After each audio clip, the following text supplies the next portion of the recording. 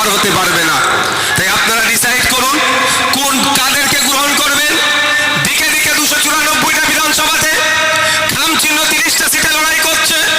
জোটের স্বার্থে বাকি সিটগুলো আমরা লাল ঝান্ডা, কোনো জায়গায় সিপিআইএম, কোনো জায়গায় সিপিআই, কোনো জায়গায় লিবারেশন, তো কোনো জায়গায় ফরওয়ার্ড ব্লককে আমরা সমর্থন করছি।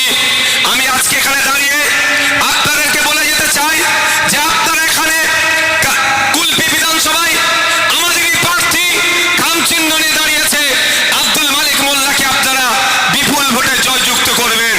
সাথে সাথে রায়দিঘি বিধানসভায় আমাদেরই প্রার্থী, আমাদেরই বাড়ির ছেলে কাস্তিয়াতুলি তারা চিহ্ন নিয়ে দাঁড়িয়েছেন সাম্য গাঙ্গুলি মহাশয়কে বিপুল ভোটে জয়যুক্ত করবেন।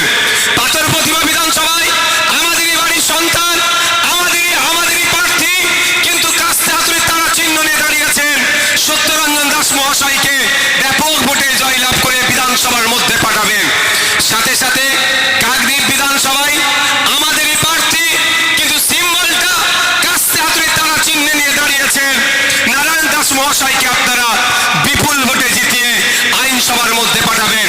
যে আইনসভার মধ্যে গিয়ে আগামী 5 বছর আপনার আমার ভালো থাকা, আপনার আমার পক্ষে বিপক্ষে যে আইন তৈরি হচ্ছে, সেখানে দাঁড়িয়ে মানুষের বিপক্ষে যদি কোনো আইন যায় তার যেমন বিরোধিতা করবে, সাথে সাথে মানুষের জনগণের জন্য অল্টারনেটিভ প্রস্তাব যাতে বামপন্থী এবং আইএসএফের প্রার্থীরা দিতে পারে, তার জন্য দায়িত্ব আপনাদের কাঁধে তুলে নিতে হবে।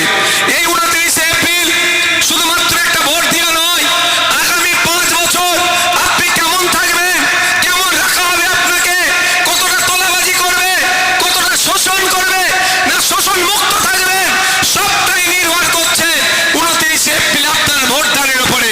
যদি মনে করেন আপনারা যে আম খাওয়ার ইচ্ছে গিয়েছে, তাহলে আপনাদেরকে আম গাছ লাগাতে হবে। জাম গাছ লাগালে আপনি আমের স্বাদ পাবেন না। যদি মনে করেন স্বচ্ছ দুর্নীতিমুক্ত এক রাজ্য পরিচালনা হওয়া দরকার, তাহলে আপনাদের বলবো অন্য কোন সিম্বলে হাত দেবেন না। যেখানে কাস্তিয়াতুলি তারা সিম্বল আছে, যেখানে কাস্তের উপরে ধানের শীষ সিম্বল আছে, যেখানে সিংহ সিম্বল আছে, যেখানে লাল ঝান্ডার উপরে 3টে স্টার সিম্বল আছে, যেখানে আপনার কোদাল বেলচা সিম্বল আছে, এবং সাথে সাথে যেখানে খাম সিম্বল আছে, আপনাদের বলবো দিকে দিকে এই সিম্বলকে জিতিয়ে বিধানসভার মধ্যে পাঠান। বিধানসভার মধ্যে পাঠালে আমি জোর গলায় কয়েকটি কথা বলে যাচ্ছি। এখানে বিভিন্ন সম্প্রদায়ের মানুষ আছেন, বিভিন্ন বর্ণের মানুষ আছেন, বিভিন্ন জাতের মানুষ আছেন। তাদেরকে আমি বলবো পশ্চিমবাংলায় বর্তমানে এটা সার্কাস চলছে না, এটা সরকার চলছে না, এটা সার্কাস চলছে। তাই যদি প্রকৃত অর্থে সরকার চালাতে চান, তাহলে বামপন্থী আর খাম চিহ্নকে বিধানসভার মধ্যে পাঠান। আপনার অধিকার আপনার দ্বারে পৌঁছে দেব। কেন সরকারের পরিবর্তে সার্কাস চলার কথা বলছি? দেখুন, পশ্চিমবাংলায় 22% দলিতদের জন্য সংরক্ষণ আছে। 100 জন উচ্চ শিক্ষায় বা চাকরির ক্ষেত্রে 22 জন দলিত হওয়ার দরকার।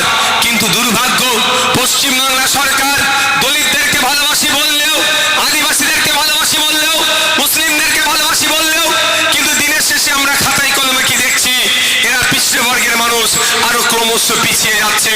22% উচ্চ শিক্ষায় যে সংরক্ষণ, চাকরির ক্ষেত্রে সংরক্ষণ থাকলেও আমরা কি দেখছি? ফেক সার্টিফিকেট দিয়ে প্রকৃত দলিতরা বঞ্চিত হচ্ছে। নন দলিত সেজে চাকরিগুলো নিচ্ছে, উচ্চ শিক্ষায় সংরক্ষণ নিচ্ছে। তাই আমরা